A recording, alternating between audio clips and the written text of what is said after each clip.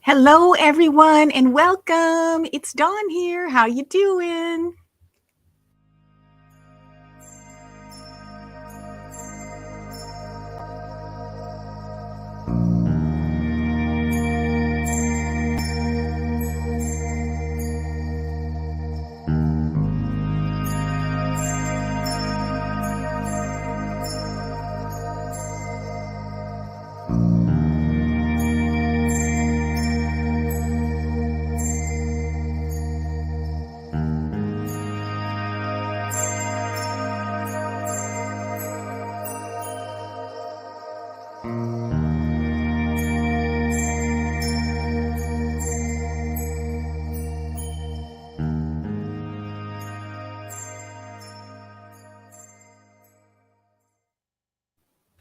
And welcome back to Intero Talk, where we are going over the police interviews of Professor Jeffrey LaCasse. Yesterday, we went over the first initial interview he did in the wee hours of the morning.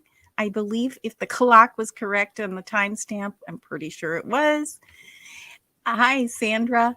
And so, wee hours of the morning on the 21st, and we're returning now. It's the 23rd. This is a shorter segment. So we might, depending on your interest level, go into the third one, which is later in March. But welcome. I like to make sure I always do that intro so those who are new understand what we're doing here, what we're talking about. But gosh, I'm so excited to get to this. So how's everyone doing today? It's nice to see you. I always love that I have comments. So before we start, let me share the comments that are already here in the live chat. And sorry, I was 5 minutes late. Running around, lost track of time. Okay. New York Patriot Lady asks, what's Wendy trying to tell us? My brother Charlie owned an undercover police car? Why is Wendy mentioning this? She told us Charlie thought a TV was cheaper than hiring a hitman. So, yeah, so why would she be telling us all of these things? And what I like to do here, and I don't know if I ever accomplish this or not, it's just a goal, but I like to try to forget what I already know. I shouldn't say we, but what I learned collectively with all of you, and try to look at this as if I don't know anything and I'm somebody coming in new to this case and these videos and this information. What would they think? And that's one of the reasons I invited Katie to be my partner. And by the way, yes, she will be back after the first of the year. So New York, and that's what I think you're doing here, New York Patriot Lady. So she's also saying, I go back to most things Wendy said. She loved Tallahassee. Later to find out from LaCasse, Donna's email, and Wendy's actions, soon after Dan's funeral, that Wendy flees Tallahassee. What is she saying? And I believe Wendy was actually criticized by an organization for criticizing Tallahassee, and she had to walk that back. So she was a key part of that town, or a significant part of that town at one time. Why did Charlie own an undercover police car? Isn't that weird? Okay, let's just ask ourselves, who owns an undercover police car? Now, I'm just going to say off the top of my head, it's somebody who wants to like thumb their nose at authority. They think it's funny. It's a joke. It could be a lot of reasons. What do you think? Why do you think he owned an undercover police car? Some people even buy those police cars. Excuse me, I have a little bit of allergies going on here. Those cars that were formerly police cars, and drive those around. I'm not sure how legal that is. Excuse me. My goodness, I'm sneezing now. So hi, everyone. Hey. So let's get started. But yeah, I'd love to know what you think. Why would anybody own an undercover police car? I'm not saying it's bad or anything, but I don't know that I would do it. But I think it's kind of like funny or something like that. So, okay, so let's get started. And again, this is video that's provided by Mentour Lawyer. And it's now July 23rd. That's cut off by my logo a little bit. So now it's July 23rd. And Professor LaCasse is coming back to the police station to just clarify some things and offer some more thoughts. He'll be entering the picture in a moment. And again, welcome everyone. And by the way, I will be chopping all of my videos up into smaller segments for those who are not into the long form. You can also replay them, and YouTube is really cool because when you go back, it remembers where you left off. So the playlist is Intero Talk, all one word, and that is in the description here if you ever are wanting to binge or looking back at anything. They had a appointment here. Okay. Where do you want me to sit, man? You can just sit right here, and I'll sit right here with you. Made a couple of notes I've been thinking. Okay. Do you have a credit card? I do. The one that you sent me the email Right here. on? Can I just make a copy of that? Yeah. I'm not going to charge anything to you. That's fine. That's fine. But I just got to show. You can't trust the police to hold on your credit card. Well, here's the thing. Your account doesn't necessarily show that you are the account holder. There's nothing in that Gotcha. course. By the way, I'm just going to interject as I always do, and you also can interject and just say pause if you want me to interject. I thought it was really cute when Jeffrey came in. He sat right down. He's really into. He's got his notes, right? He's ready to talk, and this is I believe is Inspector Hale, or could be Officer Hale. I can't remember his title, and it may be different now. This is over 8 years later, so. I just thought that was kind of cool, and he's just saying, oh, hey, we just need to verify where you were and get your credit card information to confirm your whereabouts at the time of Dan's murder. Gotcha. So I'm just going to make a copy of this, and really what this is doing is just working to exclude you as a suspect. Absolutely. Yeah. I can also get You've pretty much done that. Well, I thought so. I'm sure my cell phone records would show that to you. Well, I kind of showed this to my boss, and they're like, well, let's just go ahead and verify that he has this account number. Sure, gotcha. And you weren't locking on to somebody else. Yeah. Conspiracy theory stuff, I know. Gotcha. Well, no, you guys got to be careful. Yeah, we got to check everything out. So I'll be right back. I'll make a copy of this, and then I'll come right back. Okay, now it skips right here. So Mentour Lawyer did take out some of the empty space where Jeffrey was just waiting all by himself in the interview room. It's really not an interrogation in this case either. It's an interview, but semantics, right? And I love hanging out with you too. Thank you so much. And I like this answer is very interesting. I think it's in front. I think it's a front this is regarding the undercover police car that Charlie Adelson owned. And we're speculating as we do here. That's what we do here. What could be the reason anybody would want to have that? And so Sandra, this is great. A front, as if Charlie had nothing to hide. He thinks he's smarter than all of us. He does seem to be someone, he gives a lot of advice, even when you're not asking for it. And Jeff, he was so, you can just tell he was, Jeff had his agenda, and he was doing his homework, and he was thinking this through, and he was quite frankly very concerned, Okay, Too Deep, hello. I know why, because the police vehicles at auction have low mileage and they're equipped with higher performance engines for pursuits. Whoa! So they can be a good value from auctions. Thank you, Too Deep. Very interesting. See, that's what I love everybody joining, because everyone has something else to offer. Thank you for that. Thought of a few things that might be useful to you. Okay. Sorry, got a million things going on here. Sure you do.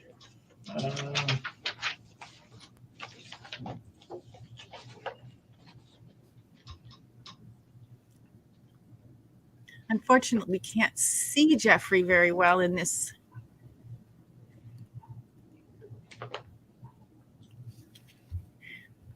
And Now, is this just kind of like theory kind of stuff, or is it just kind of you had some time to think about what I Yeah, talked to you actually, about? what it's been is I had a 14-day break while she was in South Florida, and last 7 days I haven't heard from her yet. So we're at day 22, 23, no longer under the spell. I'm starting to see a few things a little more clearly. Okay. It's been a month since we were intimate, a month since she kind of controlled me that way. So it's I'm starting to clear up a little bit. Okay, and again, just clarifying in case there's any sound issues, he's saying it's been, a few days since he was in and since Dan has been murdered, and it's not even been a week yet. But he's also mentioning here it's been a month since he's been intimate with Wendy. They went through all the fight, and then she went down to Miami for a couple of weeks, and she was particularly disturbed when she came back. He thought that she was evaluating the relationship. Was kind of like, what's going on with us? They said they missed each other a whole lot, and this is by previous accounts.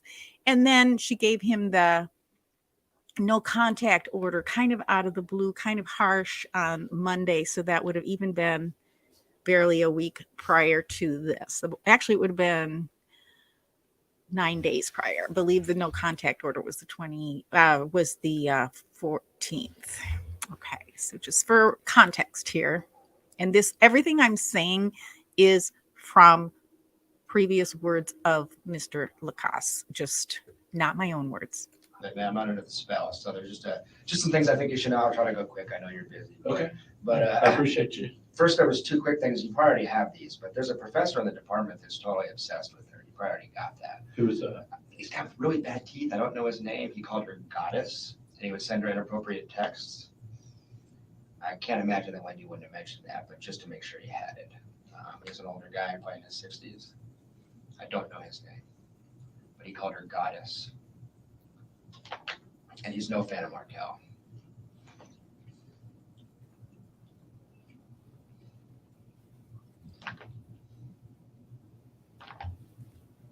So here again, Jeffrey is offering he's racking his brains probably for the last couple of days. Who else could have been in Wendy's radar, or that might have done this to Dan as a result of Wendy? And it's kind of interesting to me that everyone thinks it's about Wendy. Like, there hasn't been anyone thinking, whether it's this guy with bad teeth who is after Wendy, who thinks she's a goddess or whatever, that she might kill Dan. He might kill Dan because he's so passionate about her. But nobody has said, well, Dan was killed. Oh, obviously Dan was killed because he was a bad guy, or he sold drugs, he was a drug dealer, or he was known for road rage or something like that. Everyone always points back to Wendy, even when it's not Wendy's family. And I just think that's really interesting that and also appreciate that he's racking his brains. And I can feel that. I could imagine I would do the same.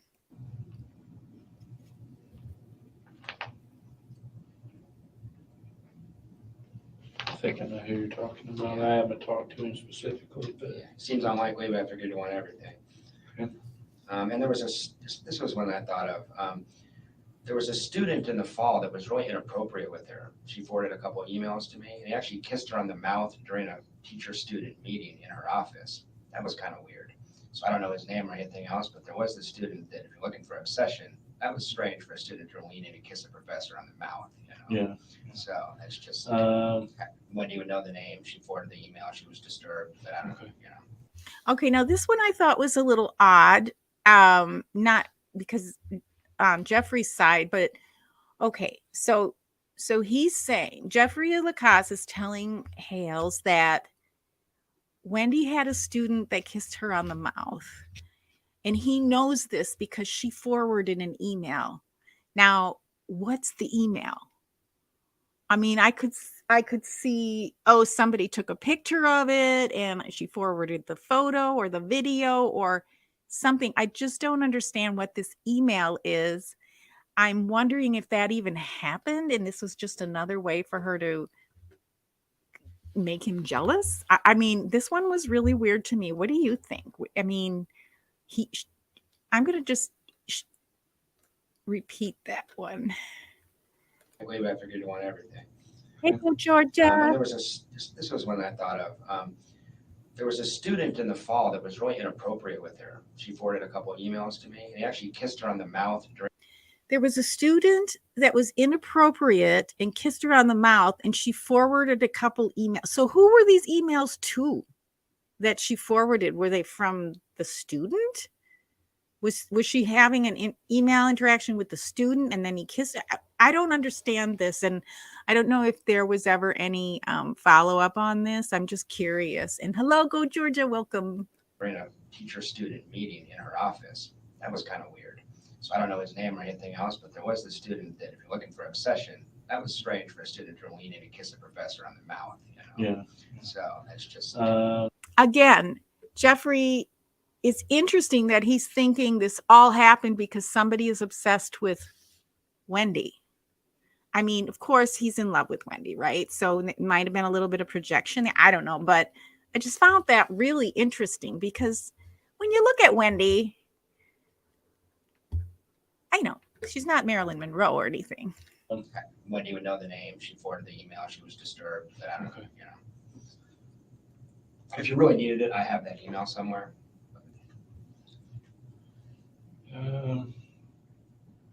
Might have been a cocky student trying to pick up his hot prof. I don't know, you know, but If you can find it, just, you got my email address. yeah, would you like to see that one? Okay, I'll Sure, send you yeah. an email. I think his address is on it. We haven't excluded anyone really at this point. Gotcha. So, Okay, a couple other things. I've been seeing a therapist since about, I don't have any major mental health problems, but just to try to deal with Wendy, I was seeing my therapist I used to see when I was going through my divorce. So I was thinking about what we talked about in there. I mean, I've spent like $2,000 on therapy trying to figure out how to deal with Wendy. She's been really hard to handle. And I realized I never put it together, but he for months has been concerned that she's a sociopath. And I didn't tell you guys that before. I still love Wendy. I was under her spell. She'd call me tomorrow if I go back to her. But there's a lot of stuff that, as I look back, is really strange. Just to give you a couple examples. Well, I guess one of the things I worry about is Wendy has this public persona. And she's a very good actress, and she's very charismatic and all this kind of stuff. And she knows a lot of people. You know, everybody in Tallahassee knows Wendy. You probably discovered that already. I mean, she's in every social circle. You know, she's very social butterfly-esque and out there and stuff. But in terms of people that know her intimately. And that's what I meant when he's saying everyone in Tallahassee knows Wendy and she's in all the social circles. That's why she probably felt like she had to walk back those statements about not liking to live in Tallahassee. And then although Jeffrey did already on the 21st mention some of these things, he's now saying, just to clarify, that it was actually his therapist who made these potential, theoretical diagnosis of Wendy because he was seeing a therapist regarding his relationship with her. So he's coming back, and this is really important for him to convey this to the police. Spent like a lot of time with her and seen behind the curtain, you know. I think it's Markel, me, and maybe that SAC guy in the last 12, 13 years. I mean, she doesn't, you know what I mean? So some of the stuff I had seen was pretty crazy stuff. I mean, no sense of guilt, no empathy, hypersensitivity to criticism. When I said, hey, you cheated, I mean, that's fucked up. She would not apologize. She would not say she felt bad. She would not say she made a mistake. She's a total pathological liar. And I feel bad saying all this because I still love her. She has these flaws and I would have stayed with her. But if you look back at Markel's legal documents, he's constantly talking about her systematic pattern of deception, how she lies all the time. And she told me once, I have a really hard time telling the truth when it's inconvenient or unpleasant. I lie all the time. I mean, she said. So he's telling us that Wendy actually is aware that she has a hard time telling the truth here. Okay, so let's get to the questions. And yeah, I think it might have been a little projection there. But it's just interesting because too deep. That's Wendy's perspective too. When she was 5 hours at that police interview and never offered anything, but it was about her and her unhappiness and her family hating her. She never offered any other theories of who might have done this to Dan. Okay, so schoolgirl. Not sure what you mean, but I think I know what you mean, but I'm not gonna. Yes, and they were only dating. I think he called it a serious relation for 3 months. I think he only for 1 month she actually called him a boyfriend. So yeah, it was pretty limited, but he was very invested. Obviously, I think he thought this was something more bigger than maybe, or hoped it would be bigger than what it ended up to be. Hi, Georgia. Hi, Go Georgia. Hi, Too Deep. Hey, Sandra. All about Wendy. Yeah. Yeah. And unfortunately, it's still early days here. It's only July 23rd. Again, Dan has only been gone a few days here. So Jeffrey still is in the thick of it with his emotions. Oh, and Go Georgia asks, I wonder if it was around when she was looking up student teacher. Yeah. Exactly. Hey, observation. How are you? Okay. That to me. So I never would have thought that Wendy was, I know she didn't pull the trigger or anything like that. But the more I thought about it, how much I was manipulated, how much of a spell I was under, and all that kind of stuff, I feel kind of creeped out right now that not, I don't know if she's a suspect or not. The paper says she isn't. But as an accessory, it makes a lot of sense to me at a certain point. So, and I don't know that many people that know her that well. Mm-hmm. When you see behind the curtain, she's a total train wreck. My psychologist was saying, man, she just meets the checklist of a narcissistic sociopath. Go down the list. So, obviously. So again, he's talking about him needing therapy to have a relationship with Wendy, but he would still he mentioned in this just a couple of minutes prior to this, I would still take her back. I still love her, which is pretty wild because he's saying that she admittedly lies to him. He feels like he cheated on her and now her husband is dead and he thinks her brother probably was involved. So I can't imagine being in that situation. I'm feeling that way, but this is where he is at. And it's pretty intense. And I do think, like I said, later on, he doesn't feel like the officer here is taking him seriously, but he's also talking in terms of, emotions and psychological terms mostly, and not facts, not cold hard facts. Like I saw this and I saw that. He's a rock star, but bad taste in women. Yes, that can happen. And I have somebody here who's trying to find us on the live. So let me, and Too Deep. He has already mentioned co-parenting her kids. I believe that was in the previous interview. So I did a live on that yesterday, but I'll find it for you. And I'll put it in the comments after we're done. I'll put a clip in there for you. She's already a person of interest and all that kind of stuff, but I thought you should know that I'm a mental health myself. Right. So I never saw that when I was under the spell, but I've had people trying to convince me for 3-4 months you're dating someone who has real severe sociopathic tendencies. Right.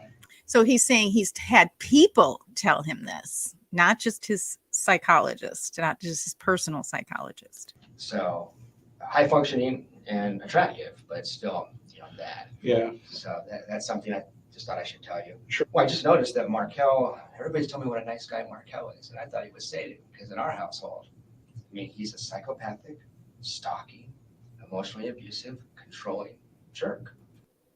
So what he's saying here is that was the impression he was given about Dan Markel from Wendi Adelson. He said, in our household, he refers to it as their household. And yes, he did refer to it as co-parenting.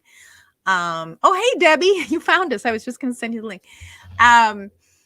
And so, sorry, I just lost my train of thought. Yeah, that's really sad. Hey, Debbie. No, I went live yesterday, and this is my only live today. Debbie, to clarify, I went yesterday live in the evening, or maybe it was about this. No, it was in the evening because Mentour Lawyer was on. And I did the first interview we did, I should say, because it was all of us together. The first police interview of Jeffrey LaCasse. So If you look in the Intero Talk playlist, which is in the description, you'll be able to find it, but I can also send you the link. So Sandra says, for starters, Wendy's mom and brother would have never hired his hit without Wendy's knowledge. Yeah, sometimes I don't get notifications too. It's weird. That's how Wendy thinks of him. Now I know. And that's her assessment of him. Yes. Do you have the same assessment of him? I did when I was with her because I didn't know. I just believed her. Right. Now, that's a good question that the police officer asked. Do you have that assessment of him? Because they're still trying to figure out they're trying to rule out suspects here. And and Jeffrey's very honest. Well, I did when I was with her. I think it takes him a while to realize for this to wear off. Right. You know, but no one else says. What I hear from everybody else is he's an arrogant dick. As far as a academic, there's a lot of professors that are arrogant, you know. Sure. But he's a good man. That's what I hear people saying. He was a good father. He was a good man, and he was really upset with Wendy. Starting to understand why. I mean, there's some timing things here. So this is clipped out a little bit. So let's just let that breathe a little, because in the real interrogation room, this wasn't cut here. So there are a lot of edits in here. I'm beginning to understand why. Now, again, I just want to let that one breathe. I hope this is all wrong and you find some disgruntled student that shot him. I want Wendy and her kids to have a good life in South Florida. You know, I still love them. I still care about them. I miss them. I'm pretty heartbroken over all this. But so he says, I hope this is all wrong. I hope you find some disgruntled student. Okay, so that is the first time I've heard him mention any possibility of a disgruntled student. Now, of course, he's talking about the one who potentially kissed her or allegedly kissed her. Maybe that's who he meant. Not sure. But he's hoping he's wrong because he wants Wendy to be happy. Actually, he wants Wendy to stay in Tallahassee and be happy with him, to be honest. But he's trying to be, and good for him. And he's trying to be the bigger man here. If you want information, I had some things to say. So we have this big fight in Gainesville. And I'm really confronted her. I'm really hard on her. I'm pissed because I feel like I've been conned because she's been calling me her boyfriend and all this kind of stuff. And I don't know exactly what the relationship was with Zach, but I found out enough that it was very clear that she was busted, that she was juggling two guys in some form or fashion. I don't know the details. Yeah. I got the impression I was boyfriend number 2 is why I was pissed. I mean, there's no picture on the Facebook page. I noticed there wasn't even a picture of me in her house. And that's when I got really, really upset. I was like, come on, we've been dating 9 months. This is okay. They've been dating 9 months. There are no pictures of Jeffrey with her or on his own on her Facebook page, and none in her house. And he knows at this point he's boyfriend number 2. So just think about that. Like, that's huge. So I had it out with her in Gainesville. Then she went to South Florida for 14 days. The whole time she's down there, she's miserable and not that available. But we're talking about future-oriented stuff. We're talking about trying to get back together and desperate to see each other. It sucks that we're separated in this bad situation. I can show you the text, like, can't imagine my life without you. God, I fucking miss you. I mean, these are like exact quotes, She gets back to town. We go on a date. And I said it was awkward, but we were holding each other. We're holding hands. There was a future orientation still. We're going to spend a lot of time together and work this out. That's what we had decided to do. And that was last Monday.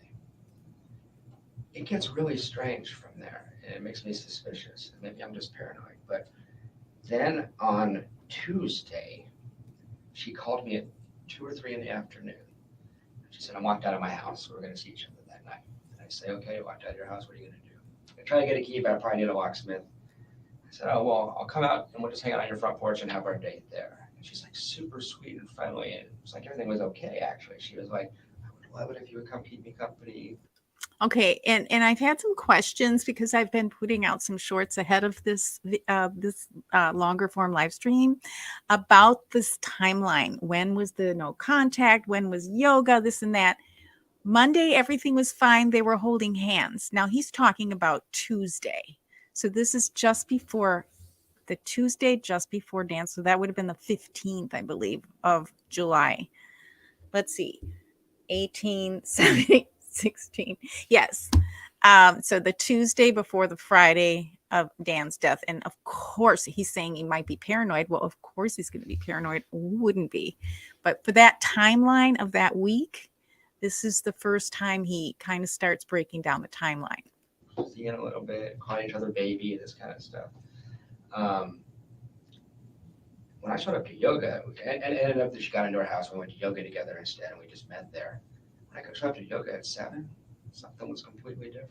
She was gone. I mean, and that might have been just her talking to her friend and says dump him, and she decides it, and that's it. It had nothing to do with your case. But I would be really curious to know, if I was you, who she talked to between 3 and 7, because something happened where I seem to be irrelevant all of a sudden. And this is after 15, 16 days of her wanting us to, let's just work this out. It just turned in a second. Okay. So I don't remember anyone ever really talking about this, but it's been a couple of years. So he's saying everything was hunky-dory on Monday, although there were more signs that that whole week was kind of weird for Wendy. But all of a sudden Tuesday, everything was fine. They had a nice time on their little date on the porch or whatever that was. She locked her keys out of her house. In other words, maybe she didn't want him to come in, or she wasn't sure I'm not sure about that. Was the TV broken? I don't know. But he's saying all of a sudden something happened. So he's wondering who she talked to between 3 and 7 on that Tuesday. So he's giving the police officer some actual times and dates to maybe look into, because maybe that was when the switch was flipped. Maybe that's when some arrangements or something changed. She got information that was upsetting. And then you'll hear him talk about what happens next. And it gets a little stranger from there, actually. And this was Tuesday preceding the 18th. Exactly. Anyway, so I'm At never. what point did she send you the email? That was that night. That was that Tuesday night. That was Tuesday night, which I suspect was already in her head. Because was that maybe when she maybe came to a finalization that she was going to do that? She may have. And I don't want to make this all about me. There's bigger things here. But I did notice some things. I mean, so she's done with me, right? Okay. I'm looking at her. It's not right. Something's wrong here. I walk out to the car, and it's really awkward. Small talk, I can tell she thinks she's done. But she asked me if I was going to be here this weekend. Now she's done. Why does she give a shit if I'm here Friday? She asked me directly, are you going to be here Friday? And I said, maybe it's up in the air. And it wasn't up in the air. I just didn't want to seem desperate, and I was just going to stay here and not take my trip if Wendy was willing to see me, is what that was about. Pay really a close attention to this. But she was really interested. Oh, why is it up in the air? Oh, because, at his end there's a thing. Okay, talk to you. And this was prior to her sending you the email. Prior to sending me the email. And the last thing I ever heard from Wendy, last words I exchanged with Wendy were, are you going to be here Friday? I just thought you should know that. It may mean nothing, but it was kind of strange to me. So he's thinking things are still working out. They're holding hands. Everything's cool. They had a nice time on Tuesday afternoon. And maybe, I'm not sure, but this is what he's saying here. Okay. And then her mood changed. It wasn't just that he got a no contact order. They went to yoga. She said, are you going to be here Friday? Even though he was getting the vibe that something had changed, something was wrong, this was over. And he said right here to the detective or to the officer, hey, why would she care what I'm doing Friday if she's breaking up with me? And I came home and an hour later got this no contact order. So it's stuck in his head that she wanted to know, would he be there Friday? Then the no contact order was also kind of strange to me. Usually you would just send someone an email and say, hey, I need some time to think. She was very strict about that no contact thing. It was almost like she didn't want to be in front of me. I just busted her for Well, she probably didn't want you to try and talk her out of it. Now he's saying, and he's very in tune to her psyche, and he's saying maybe she didn't want to be in front of me. And we all wondered, maybe she didn't want to be in front of Dan. She lost her voice supposedly, so she couldn't speak with Dan. So he's pointing out that he felt like something was up and suddenly she just couldn't face him because something was going on. She felt maybe guilty about it, maybe guilty that he was going to break up with her, maybe guilty that there was more going on. Maybe. I don't know. No, that's my thinking. Maybe. Or maybe she knew something was going to go down and didn't want me in front of her because I read her pretty well. And I just busted around a whole host of lies, you know.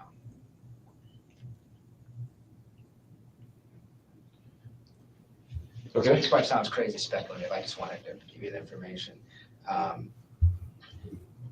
So that struck me as kind of strange. Oh, I don't know if you guys have seen this yet. This was just weird. This is just stuff. Have you seen this picture? Probably seen it in the media accounts. Mm-hmm. I mean, if you look at that picture, my friends that have, I don't have kids, my friends that have kids showed up and said, look how narcissistic that picture is. Who looks good in that picture? Not Wendy's kids. Wendy. And this comes out Thursday night. She changes this. Mm-hmm. This is the one that you said she was taunting you with, or Well, whatever, maybe. or you thought she My other was. friend, what the other speculation in the community, which is not for me, is like, Wendy looks good, but this is a Photoshop picture. Her dad does photography stuff, you know? Mm-hmm. So she looks way better than normal in this picture. If you knew you were going to be all over the media, that's how Wendy would want to look. So that may sound crazy to you, but. Okay, so even here, Professor LaCasse is saying, hey, you know, I might be just speculating because that's what we're all doing, right? We're interested in a case. He's interested in helping them find the truth. He's trying to figure out what happened and wrap his like head around probably the last 9 months of everything he witnessed and experienced in this relationship. And he's offering these, you know, these often theories, and some of them were just so spot on. He was really spot on to what was going on in that home and in her mind in many cases. So okay, so yeah, she got locked out on Tuesday. She locked herself out of the house, which I thought was weird because they were all lovey-dovey on Monday, and Tuesday she locked herself out, and he said, well, we'll have lunch on your porch and whatever. And then all of a sudden, and they were fine. And he said they had a good time. And she did get her keys. And I'm not sure if he went into her home or not, but he was very suspicious that on Tuesday at that time between 3 and 7, something happened, because then when she saw him late, or he saw her later, her demeanor had changed. He just assumed that meant they were breaking up because their relationship was kind of in limbo anyway. And yeah, and so all right, so too deep. Listening, can't chat. It's driving me crazy. I'm dying to live stream exactly. Yeah, well, you're welcome. Hey, Too Deep, come on with me. If you'd like to come live with me, anyone, you're welcome to. Whether Katie's here or not, you're more than welcome to. I know Judy does that on her channel, and I think that's really cool. And so I'm kind of adopting that same policy here. I can send you that. Obviously, you can't now because if you can't chat, but we can set it up sometime. Yeah, and we can review this again, or you can go over this again, however you want to do it. But this part is really interesting. There's a lot of facts here. He's not just evaluating her psyche here. There's a lot of facts he's dropping. Just something to think about. I mean, when you want to picture your kids look good. There's other pictures in this photo set where the kid's looking at the camera and oh, I know. I lost my train of thought. This is where he was showing on his own phone the picture of Wendy's Facebook profile picture changed with the fake boobs that her dad put on her. And obviously he's looking at her face. He's at home. They're Facebook friends. They've been dating for 9 months. She sees a profile picture change, which by the way is public. So when you change your profile picture, everyone gets notifications. So it's not like he was stalking her or anything. He saw it because you get a notification when somebody changes their profile picture. And he's already theorizing that, that's the picture they used in the media. How interesting. And her dad put that picture together. How interesting. So that's wild to me. I mean, for me, somebody changes their profile. It could have been a coincidence, this and that, but if you compare her regular picture of her in that purple dress that he thought was so pretty and the photoshopped version, it really is quite a spectacle. Smile and it look great. Right. So it's just weird. And I'm not trying to do your job for you to be like an Yeah. FBI profiler, but it was a thing. Right. And that one of the last things would be, it still is, I don't want to be the disgruntled ex-boyfriend, but Big time. it's really strange to me that she's never contacted me. It's very strange. We were co-parenting for 6 months. We've talked about. Okay, there's where the co-parenting came in. And he also called it their home, their household together. And now he's talking about co-parenting. So it was a very close relationship. And I don't think it was just on his part. I'm pretty sure it, she would have reciprocated how deeply, if she felt as deeply as him, we'll never know. We can only speculate, but this is where the co-parenting comment came in, and somebody had just asked about that. And yes, indeed, the last words he heard from her about Friday and whether he would be there, that really sticks in my mind, obviously sticks in his mind. Spooky. Oh, thank you, Go Georgia. I'm glad because there's so much here. It's so easily just to be going along and listening to an interview and be like, yeah. But there's like so many things in here. So I hope I'm not too much of a nerd. About Danny Thank for you. hundreds of hours. No one knows that case better than, as far as her friends, than me. It's really, really odd. I mean, your ex-wife and you are estranged, you're fighting, you're separated. Her dad gets hit by a car. You pick up the phone and call, usually, So there's a rigidity to this no contact thing. It just strikes me as very, very odd. She is, I know you said, hey, I wouldn't take that personally. I'm not taking it personally. We're done. I would get Right. it, But what I am taking it as is, it almost looks guilty to me. It looks really strange. Why wouldn't you call for put these kids to bed for the last 6 months? And then right on a mini. Okay, so he's saying I put these kids to bed for the last 6 months. And why couldn't she just even call me? And he's saying to him, that looks guilty. And he's saying that because of what he knows about her personality. So and plus, that's just gotta hurt. I mean, it's just gotta hurt.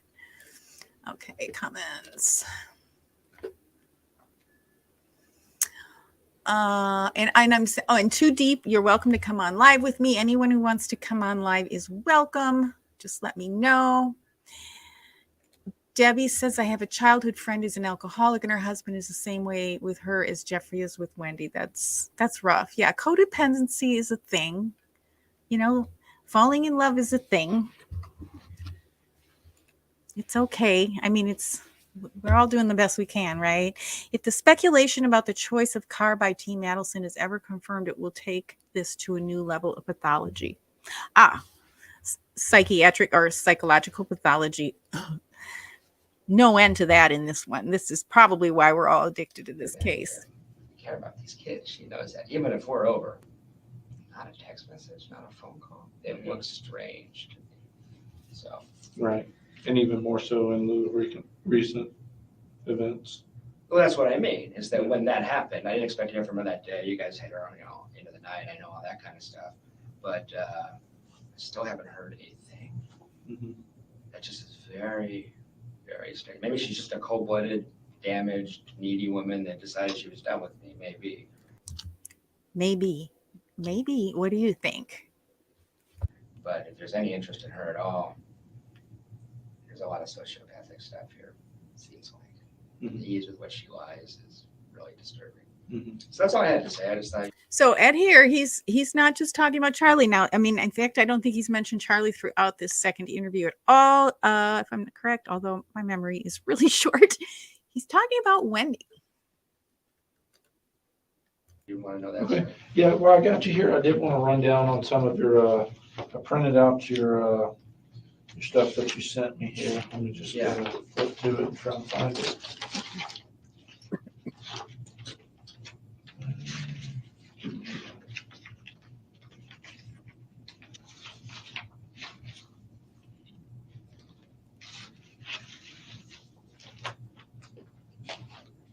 Okay.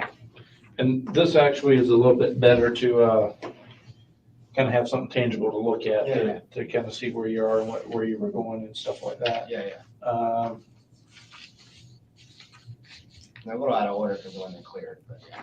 Okay, so this day's in was actually, even though it says the 18th, I talked to the clerk and she said you were there on the 17th. Yeah, Thursday night. Thursday night, which is what you said, Yeah.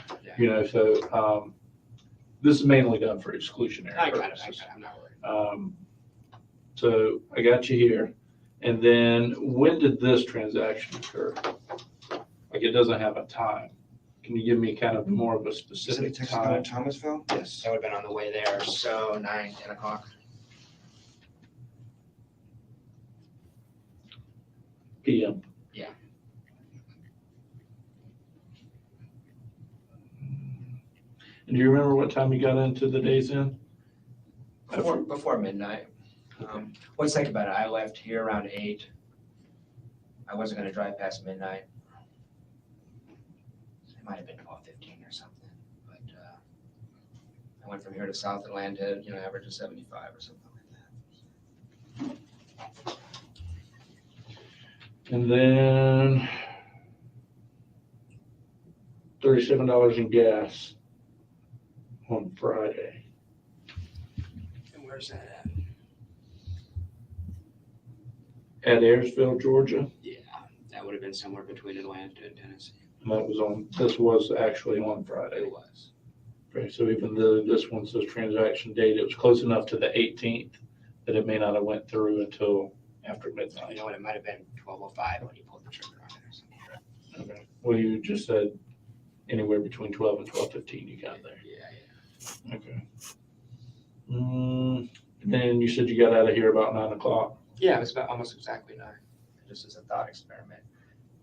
I would have stopped in front of a truck for this woman. Mhm. I'm a mature 42-year-old guy who's dated a lot of women. I just got caught into the spell. So that combined with just I think that's kind of unusual when you have 2 boyfriends. I think that takes a certain lack of conscience, you know what I mean? Yeah. So that's how easily she did that. It just makes me wonder. I really hope she's not involved at all. In Yeah, I mean, I don't think she is, but I mean, time will tell. I don't think she'd be directly involved, but as an accessory at this point, I gotta tell you, that's in my head. So I just wanted you to know that. I don't know. You know a lot more data than I do. Sure, yeah. Well, if you don't have anything else. Nope, that's it. I appreciate you coming in, and if you want to go ahead and send me that email, if you still got it. Yeah, I'll find that email. And then, like I said, you got my email, you got my phone number. Anything else arises, let me know. If you do have subsequent contact with her, Yeah, and you guys have a conversation that you think is of note, I'll let you know. Yeah, But let me I know. think we're probably done. You need anything from me, let me know, but that's all I had. Okay. All right. I appreciate you coming in. Okay, and Mentor, I'm going to pause here. Mentour Lawyer actually posted this information on, and so I'm just going to go ahead and read it too, so we can all see what he posted to share on his website. So on 8/12/14, August 12th, 2014. So this was after the July 23rd, but before the March 2015, which will be next that we review here on my channel. Jeffrey LaCasse came to the police department after calling me and asking to meet with me the day prior. He advised me he was going through old text messages and discovered the following. He and his ex-girlfriend, Wendi Adelson, were supposed to go to California July 11th through 17th. He advised they made reservations on April 30th, and Wendi Adelson later canceled the reservations on June 4th, 2014. He also advised that he heard from Wendy and other friends that Wendy's brother Charlie texted her last week and asked her to go out and celebrate. He further stated that while Wendy was at dinner with Charlie, she vomited at the table. He thought all of this to be highly suspicious in lieu of the recent homicide. LaCasse further advised Wendy went to Guatemala March 13th through 15th. He stated she seemed different after her trip to that country. LaCasse did not elaborate any further. He provided that Wendy told him over the phone that people were saying she wanted to leave Tallahassee, and she told him that he did not want to leave Tallahassee. LaCasse told me that in his statement, he completely contradictory to the way she felt about Tallahassee and wanting to go to South Florida. He also told me that Wendy had a boyfriend in South Florida. He did not know who this individual was and could not provide any further, I'm guessing, information. In speaking to LaCasse, he believed that Wendi Adelson might be indirectly responsible for the murder of her ex-husband, Daniel Markel. When I informed him that Wendy was not a suspect, he stated, well, she should be. So Jeffrey went into the police station after calling and saying he was coming in. Now, this has not been recorded, but this is the text from a report of this. So he was aware, probably what he did, and we're going to learn in the next interview when he did speak with her after. He hadn't at this point on July 23rd, 2014 yet spoken with her, but he will. And so a lot of this will come up. Very interesting that he is saying she should be. So he has really moved to the position that she should be a suspect, not just Charlie. And so he's saying she went to Guatemala March 13th through 15th, and I'm thinking that would have been in 2014. So he was just mentioning another trip she went, and I believe with her family members. And again, a lot of this is just coming from his personal observations. Okay, so now we're going to get up to March 6, 2015. So we're going to take a break, and I'll do this one live next time.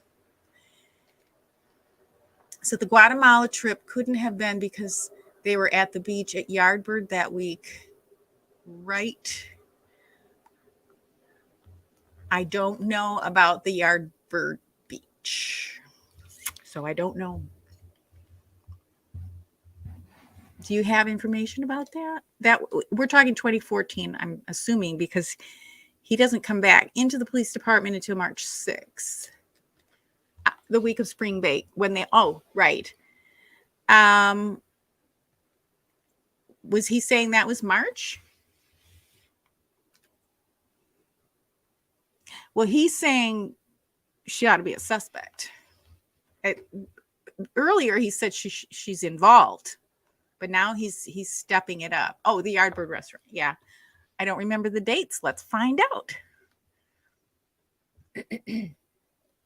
I think he was he was just remembering something here, because it wouldn't make sense that they would have written this down. I'm just saying it had to be 2014. I could be wrong, because he comes back on March 16th of 2015. So the Guatemala trip wouldn't have happened yet.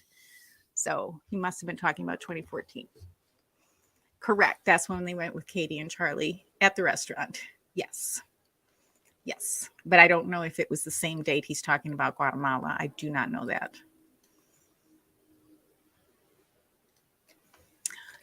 Are you saying, what's the exact date of Yardbird? I don't remember. So we'll have to find that out. Yeah. Yep. Oh, he is, he is very much, and I can see why, he would be uncomfortable doing this. He's almost accusing them. Okay. And Debbie is saying this has always bothered her, that's when they all met up the same week. So are you saying that I have to go back and look, because I have zero short-term memory. But are you saying that they went to Guatemala, Wendy, Charlie, and possibly Katie, but then they came back, and then Jeffrey met them, or she came back and Jeffrey and her went down? Or are you saying that the two things couldn't both have happened? I'm wondering what you're saying. So, but without having the dates in front of me, I'm just not sure.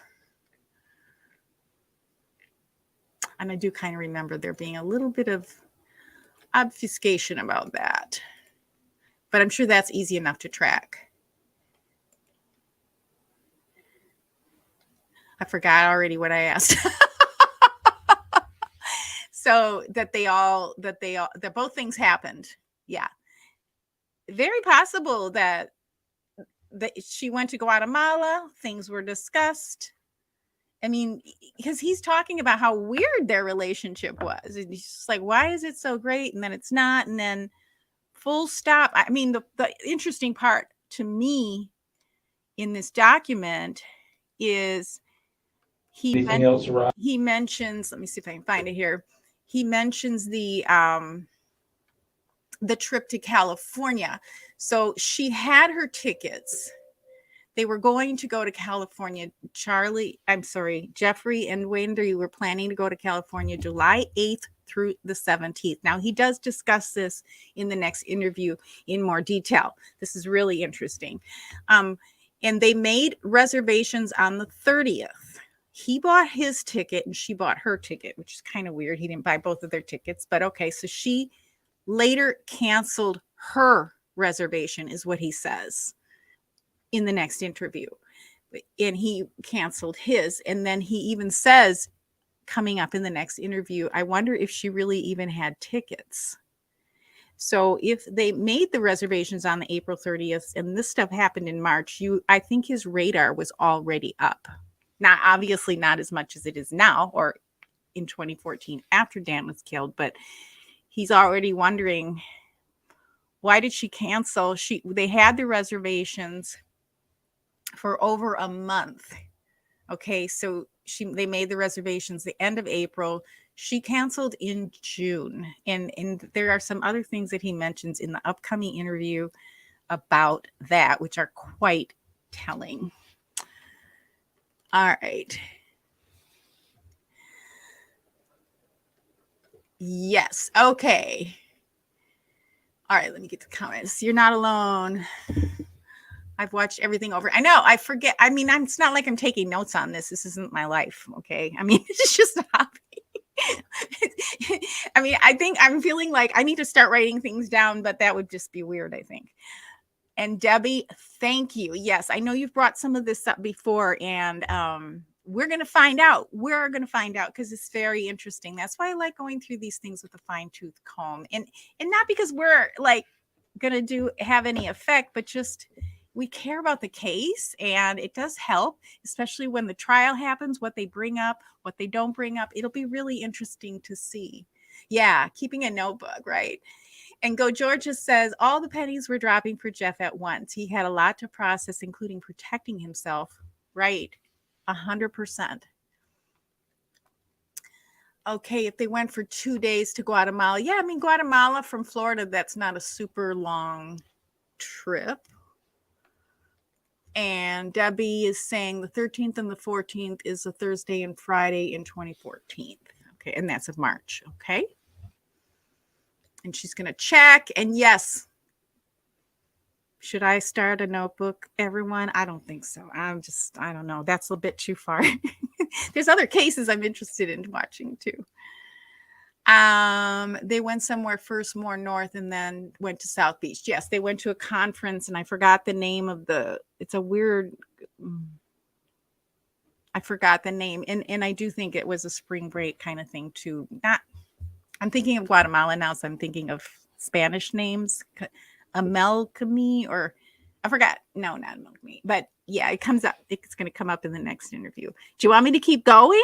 Or yeah, actually, it's been over an hour. I have to go live tonight too. So on another show. So I will not keep going, but now I'm curious. So I might just, while I'm doing some other things, replay the March one while your questions are fresh in my mind.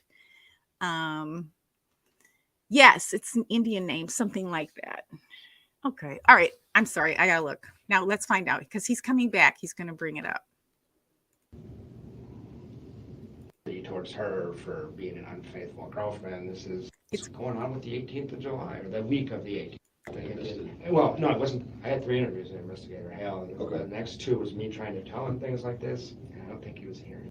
Yeah, he's feeling like Officer Hales wasn't hearing him.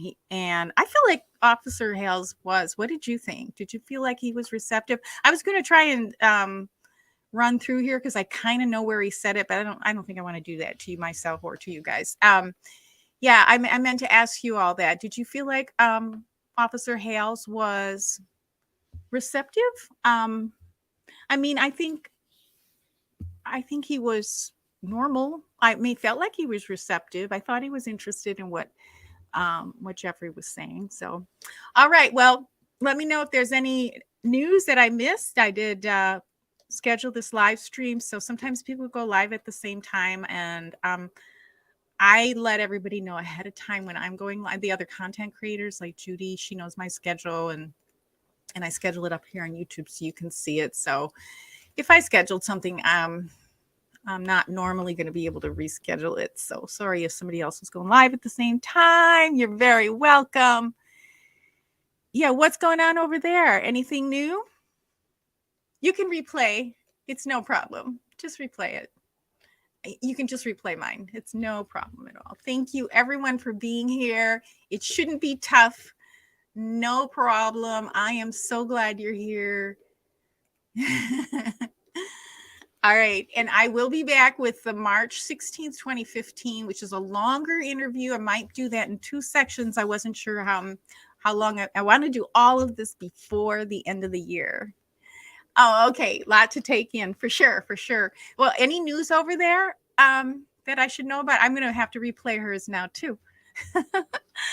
So always thank you so much for being here with me, for encouraging me. I just think this community is amazing. And yes, Too Deep, thank you. I'm glad you got to, excuse me, I'm glad you got to listen. Sometimes I'm doing that too. I'm listening, but I can't always comment. So at least you're listening, and I'm glad you're enjoying it. I'm very much doing my best, and I'm always open for suggestions, especially if anybody's interested in other trials to keep us, to hold us over until the April, hopefully the April trial for this case. So with that, everyone, have a great evening. I will see you next time very soon, again, before the 31st. I'm not sure what day I'm going to be live. If you have a preference, let me know in the comments, and I'll take that into consideration. All righty. So with that, bye for now.